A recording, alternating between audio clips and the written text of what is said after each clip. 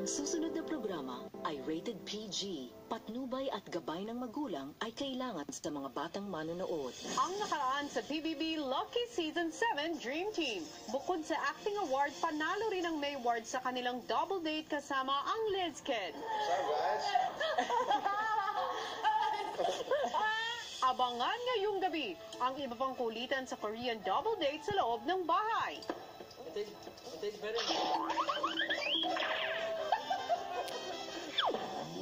Isang bagong hamon din ang haharapin ng mga pares. Kayo ay haharap sa isang napakatinding hamon. Ito ay ang hamon ng haircut.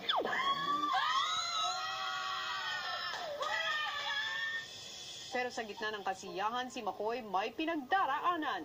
Meron po siyang nararamdaman na lungkot.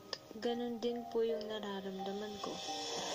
Kali, ano bang nararamdaman mo? Pwede ba malaman? Hindi naman kailangang pigilan. Dadagdag pa ako sa iyo, naisip mo. Bakit di mo na lang sabihin na? Tuloy na ang kwentuhan dito lang sa PBB Lucky Season 7 Dream Team.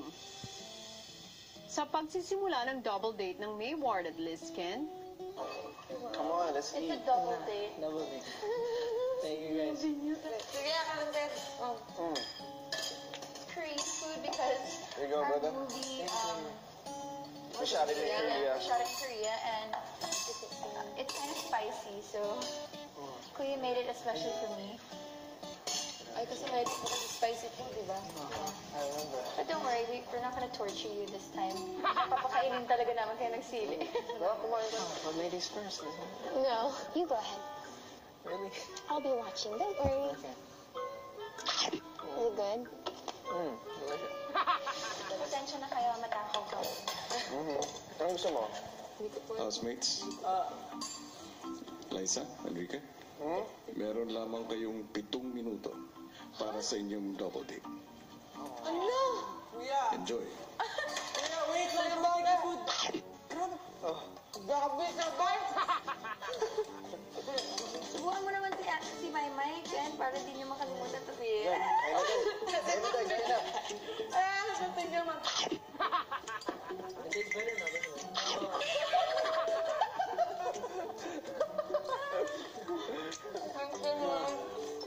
There's not been one day when we were outside the house when I did not remind me. Na? If you texted me about the double date, she should have seen. Tapos ngayon, matupad mo. Paglabas nyo na lang. Ito, Maymay, Mag-movie masarap. tayo. So, Maraming magandang movie pala. sobrang saya pagkasama niya ako may movie. Super saya namin. Here. Thank you. So, ano pang hilig niyong gawin? Do you guys like swimming? Ma'am, anything, ma'am. Matamit niyo na. Batay na. Tingin na ma'am. Ano, ma'am? Beach, ma'am. Beach tayo. Pag, ano niyo? Tara. Surfing. Gusto, doon tayo sa beach house. Loopland. May beach house ako sa Batangas. Loopland. Yung sinabi mo, ma'am. Mag-scuba dive tayo. Yun. Sige, kuya. We went to the Gusto mo? beach house. Opo, sir. Bye-bye. Edward, Na, kuya, I'm not... wala na kayong oras. Magpaalam na. Magpasalamat na kayo.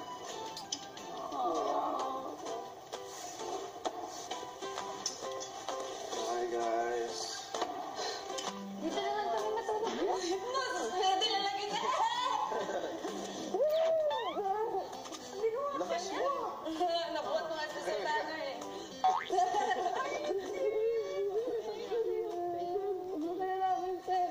Bye! Bye-bye! See you, bro. Thank you. Thank you. Take care guys. Thank you. Bye-bye. Thank you for making her dream come true. Maaapaw ako sa'yo, hindi ko makapaniwala ba, double date yun. Sila pandalawa, mas nakilala pa namin sila kahit konti lang. Seriously, I have accomplished something. My mind's accomplished something. We've done something today that we've both wanted to do for a very long time. So, thank you, Kuya. Last talaga, kasing kayo dalawa. Love you. Thank you. Bye-bye. Kumusta ang experience muli sa pagpasok sa aking bahay? Amazing. It's Always a pleasure, Kuya, being in here. Yeah, it's super fun. Thank you, Kuya. Thank you, Kuya. Sa puntong ito, alam ko meron kayong bagong proyekto. Yes. Opo. Sa lahat po ng nanonood ngayon, meron po kaming upcoming movie called My Ex and Wives po. It's coming out this February 15 po in cinemas nationwide. Siyempre po, directed by the one, the only Miss Direk Cathy Garcia Molina. So sana po manood kayo lahat sa lahat ng tao sa buong. Good luck sa inyong proyekto at kaabang-abang na naman yan. Thank you po. Thank you po. Sa paglabas ng Lidskin, may isang regalong ipinabot si Kuya kina Maymay at Edward. Maaari kayong dumaan ng storage room. Kunin niyo doon yung mga gamit. At maaari niyong ipasok ito sa labang bahay. Relax, relax. We called the other stairs. Hey, Kuya! Sana. Kumain na ba kayo? Did you guys eat it?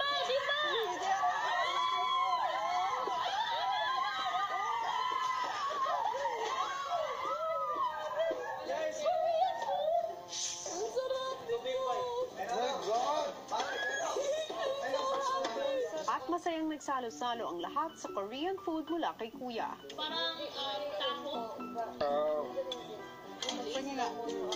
Matapos ang masayang salo-salo, sina Elisa at McCoy muling napag-usapan ang kanilang naging eksena. Good job, Mama. Ikaw nag-isip ng lahat. Hindi ako kasama sa pangarap mo.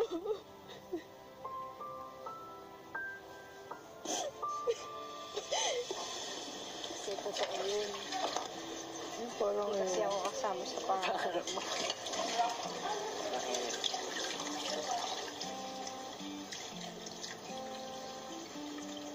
Maya-maya pa sa living area, nagpatuloy ang kwentuhan ng Maclis.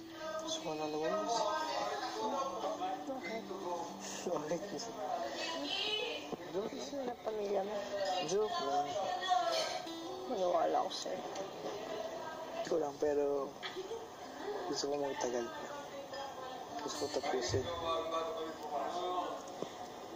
Si Elise, kinulit na lang ang tila nalulungkot na si McCoy.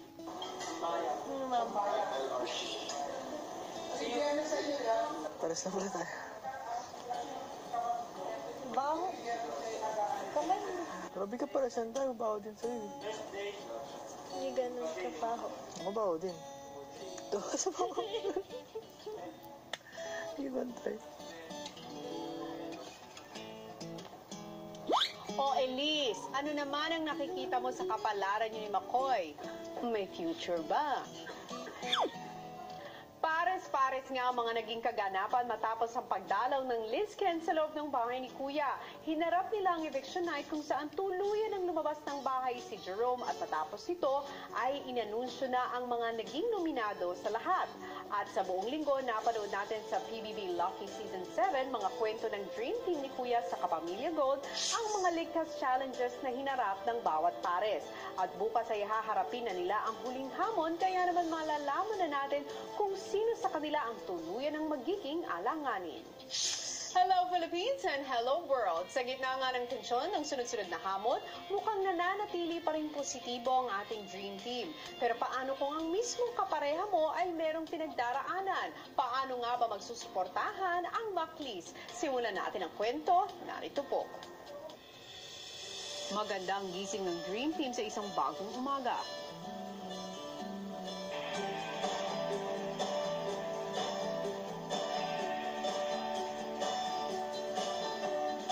Si Jinri maagang biniro ang partner na si Nonong.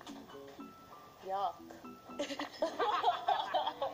Grabe, kayo nang yak. Uy! You're baho. Johnny. I did a good job. Johnny, why do you put bombs in the bathroom? Yeah. I don't like being your partner anymore, Johnny. Because you stink. Maya-maya si Nonong kinulit naman si Kisses na gustong matutong magluto ng itlog. Baka maano. Hindi, kaya mo yan. Para matuto ka naman na ano. Yung asin, tatansyahin mo lang. Yeah, looks like the end. Sinimulan na ni Kisses ang paghahanda ng almusal ni Nonong. Galing ni Kisses, oh. Sinigurado. Yan ang sinigurado ba eh. Mag-oil ako. Konti lang. Konti lang, ayan, oh. Konti lang. Sige, lagay mo. Lagyan mo ng asin. Focus tayo. Asin na kagad. Focus tayo. Opo. Huwag naman masyadong ganyan, Isis. Ano ba hindi aabot sa ano ko yan? Sabihin mo kung gaano kakapal yung daliri na ano. Sige pa. Nipis. Manipis. Ganyan. Yeah, manipis. Ganyan. Yan. Isa pa. Sige na, yan na. Dalihan mo, umiinit yung ano.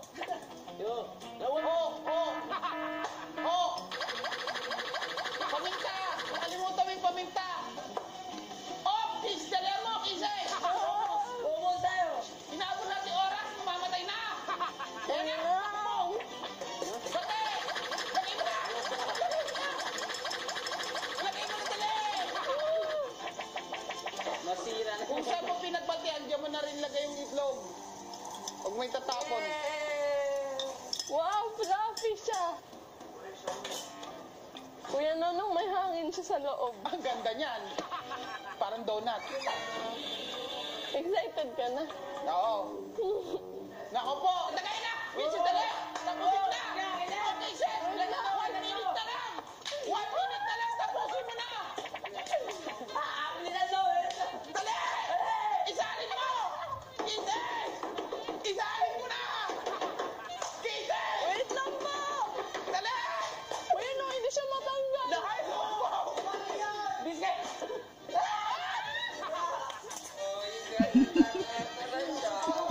Oh my God, kisses. Pakakuhan kita ulit. Titikman ko na! Okay na yan eh. Huwag mo na lagyan ng ganyan! Huwag mo na i-tissue! Ba, meron pa presentation! Wait lang.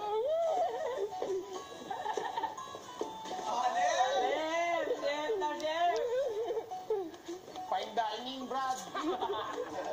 Titikman po natin kung ano pong lasa. Ito na. Kisses, pinitin ko na. Hindi na ako titingin. Oh my God, sa akin yan? Oh my God. Kuya Nonong, sabihin mo kung ano yung ano. Ano na? Tingnan mo, may hangin siya sa loob.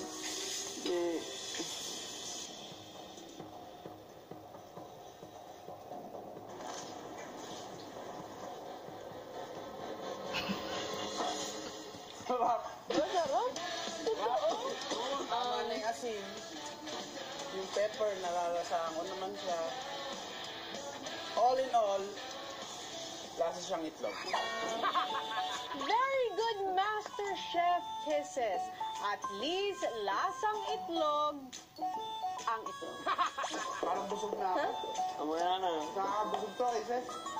Nakakabusog. Tutuan kasi ako. Yung gusto mo? Hindi naman.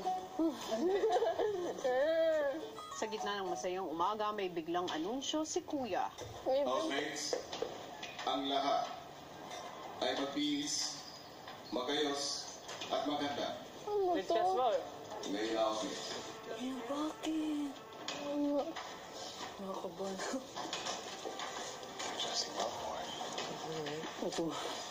Matapos maghanda, ay pinatawag na ni Kuya ang lahat. Dream Team. Isang mahalagang anunsyo ang nais kong iparating sa inyo.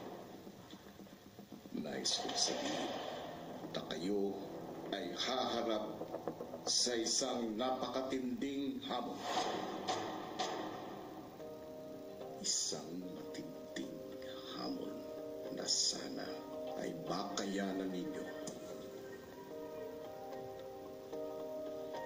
Nais niyo bang malaman kung ba ito? Kuya.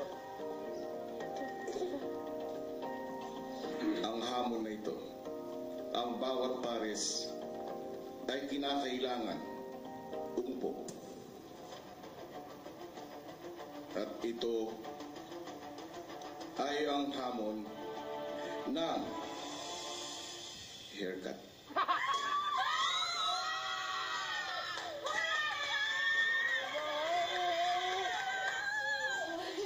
Ang tanong, housemates, tinatanggap niyo ba? Yes, Kuya! It'll be hard. Pwede ko pag-isipan. Oh my God.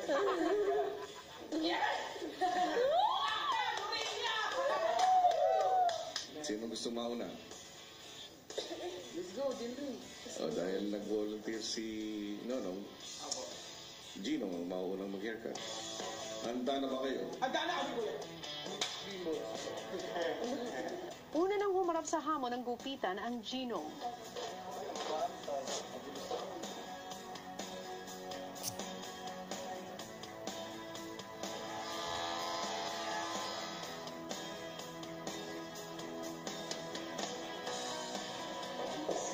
Thank you.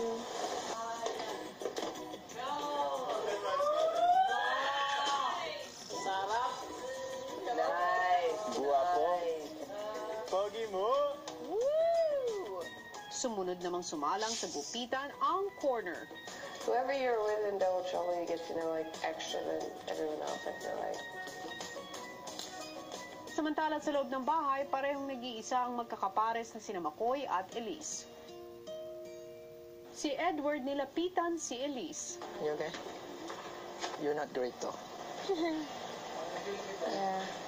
Bakit? When McCoy's mood is not so good, it affects me also. Just don't know how to deal with it. Do you know what he's a little upset about? I don't know. Speak with him. Don't separate. In my experience, if I'm sad and I don't want to talk about it, even to the person that I'm close to, one of the best things is knowing you're there. Try it. Yeah. Thanks.